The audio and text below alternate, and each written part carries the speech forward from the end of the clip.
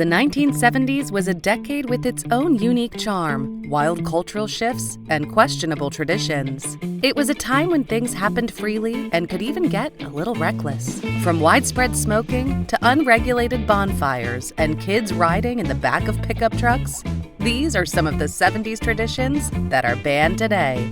In the 70s, smoking wasn't just a personal habit, it was a social staple. People smoked everywhere: homes, offices, restaurants, hospitals, and even airplanes. It was so ingrained in daily life that ashtrays were as common as coffee mugs. Smokers didn't need to ask permission, and non-smokers rarely complained. Cigarette advertisements painted smoking as glamorous and sophisticated, making it seem like the hallmark of adulthood. However, as research on the harmful effects of smoking and secondhand smoke became irrefutable, society began to shift its stance.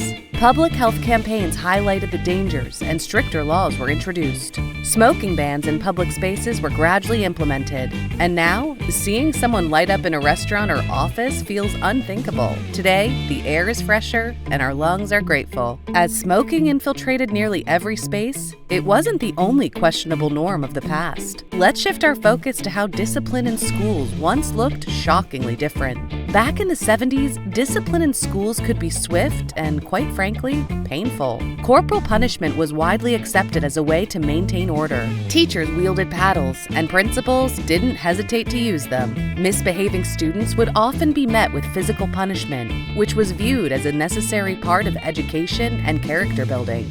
As society grew more aware of child psychology and the lasting impacts of physical punishment, the tide began to turn. Studies showed that corporal punishment often fostered fear and resentment, rather than respect or improved behavior. Most schools shifted to positive reinforcement and nonviolent disciplinary strategies. Today, the focus is on understanding and addressing the root cause of misbehavior, leaving the paddle behind as a relic of the past. While classrooms once echoed with the crack of a paddle, another risky practice took place on the open road. Have you ever thought about the dangers of riding in the back of pickup trucks? In the 70s, safety often took a back seat. Literally, it was common to see families or groups of kids riding in the open bed of a pickup truck. It wasn't just a mode of transport, it was an adventure. The wind whipping through your hair and the thrill of being unrestrained made it a memorable experience.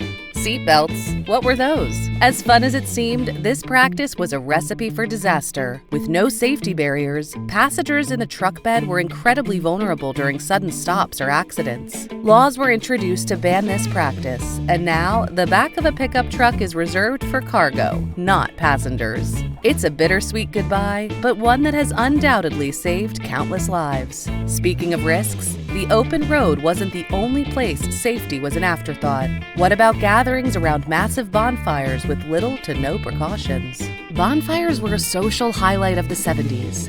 Whether it was a beach gathering or a neighborhood get-together, a roaring fire was the centerpiece. Safety protocols, permits, hardly anyone thought about them. People piled up wood, lit a match, and enjoyed the warmth and camaraderie without much concern for potential hazards. As time went on, it became clear that unregulated bonfires posed serious risks. From accidental wildfires to environmental concerns, the carefree tradition came under scrutiny. Modern laws now require permits and safety measures for large fires. While today's bonfires may feel a bit more structured, they're a lot less likely to end in disaster. From flames to drinks, let's turn to another fiery tradition that sparked concern: the casual culture of drinking and driving. In the 70s, the connection between drinking and driving wasn't as firmly established as it is today. It wasn't uncommon for people to crack open a beer while behind the wheel, or keep a cooler in the passenger seat for a road trip. DUI laws were lenient, and the social stigma surrounding drunk driving was practically non-existent. As the devastating consequences of drunk driving became more apparent, attitudes began to change. Stricter laws, increased enforcement, and public awareness campaigns led by organizations like Mothers Against Drunk Driving, MAD, helped shift the narrative. Today, drinking and driving is taken seriously, with harsh penalties and widespread education campaigns, promoting safer alternatives like designated drivers and ride-sharing apps. Once we realized the dangers of drinking behind the wheel, attention turned to another harmful reality. Could something as festive as holiday decorations pose hidden risks? Holiday decorations in the 70s sparkled with a particular shine, thanks to lead-based materials. Tinsel, ornaments, and even holiday lights often contained lead, which made them more durable and visually appealing. No one thought twice about their potential toxicity. They were just part of the holiday cheer. Over time, the dangers of lead poisoning became undeniable, especially for children. Exposure to lead could cause serious health issues, prompting governments to ban its use in consumer products. Modern holiday decorations are just as shiny and far safer, allowing families to celebrate without worrying about hidden toxins. Speaking of holiday cheer, not all toys under the Christmas tree were innocent fun. Let's dive into the dangerously thrilling world of vintage toys. Speaking of the holidays, the 70s were a golden age of hazardous toys. From lawn darts that could cause serious injuries to chemistry sets with real chemicals, many toys of the era seemed designed to test a kid's survival instincts. Safety warnings were minimal and recalls were rare. As reports of accidents and injuries piled up, toy safety standards improved. Today, rigorous testing ensures that toys are safe for their intended age group. While some might miss the excitement of dangerous fun, most parents are happy to trade risk for peace of mind. While toys entertained us at home, the circus brought excitement to the big stage. But what cost did the animals pay for these dazzling performances? The circus was a magical experience in the 70s, featuring elephants, lions, and tigers performing tricks to the delight of the audience. What the audience didn't see, however, was the harsh training methods and poor living conditions these animals endured. For many, the circus represented entertainment, but for the animals, it was a life of confinement and mistreatment. As awareness of animal rights grew, public attitudes shifted. Many circuses phased out animal acts,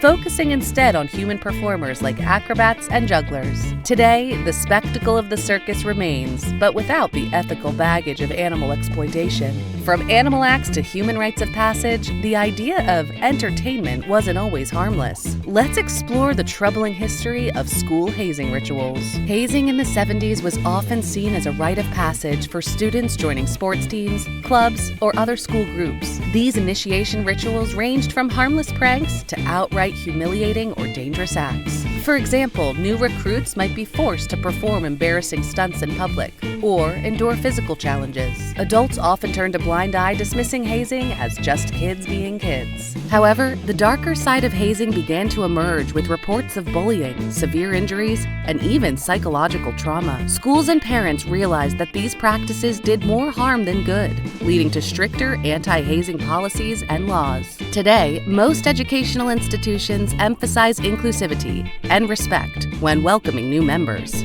leaving hazing as a cautionary tale of what not to do. As schools phased out these harmful traditions, backyards also saw a transformation. What changed about the once common practice of open-air trash burning? In the 70s, backyard trash burning was a common practice in many neighborhoods. Families would throw their waste into a metal barrel, light it up, and watch as smoke spiraled into the sky. It was convenient, cheap, and for some, a strangely satisfying way to deal with garbage. No one worried too much about what was being released into the air, but as environmental awareness grew, so did concerns about air pollution and public health. Burning trash released harmful toxins, contributing to respiratory issues and environmental degradation. Today, laws against open-air trash burning are widespread, and modern waste management systems offer cleaner and more sustainable alternatives. While some miss the simplicity of the practice, most agree it's better for the planet and their lungs. From backyard barrels to neighborhood streets,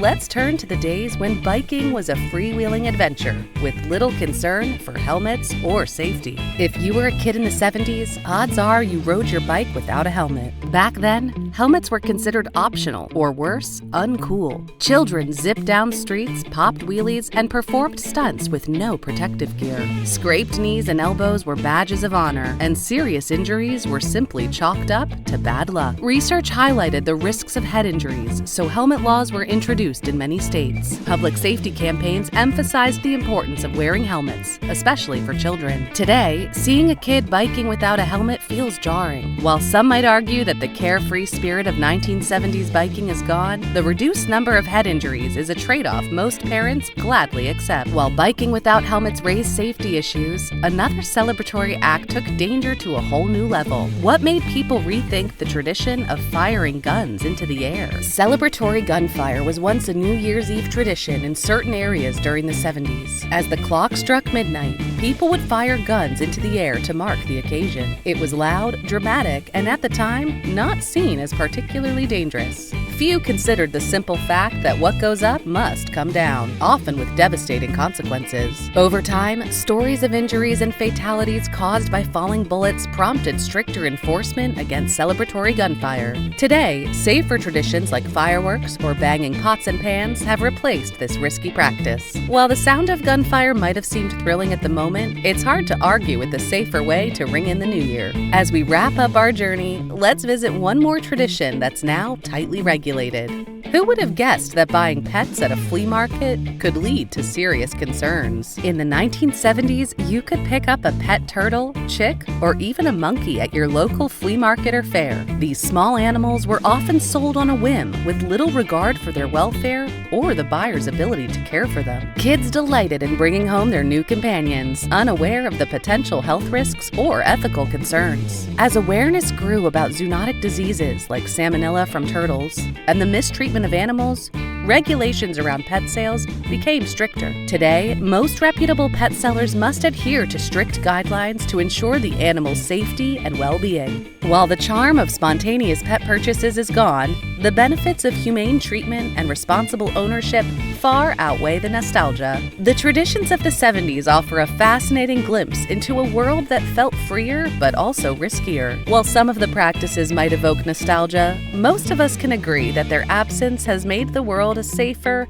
healthier, and more ethical place. The changes reflect society's growth and a deeper understanding of the importance of safety and compassion. So, while we may reminisce about the good old days, we can also appreciate just how far we've come. Which of these traditions do you think should be allowed in our current society? Let us know in the comments section below.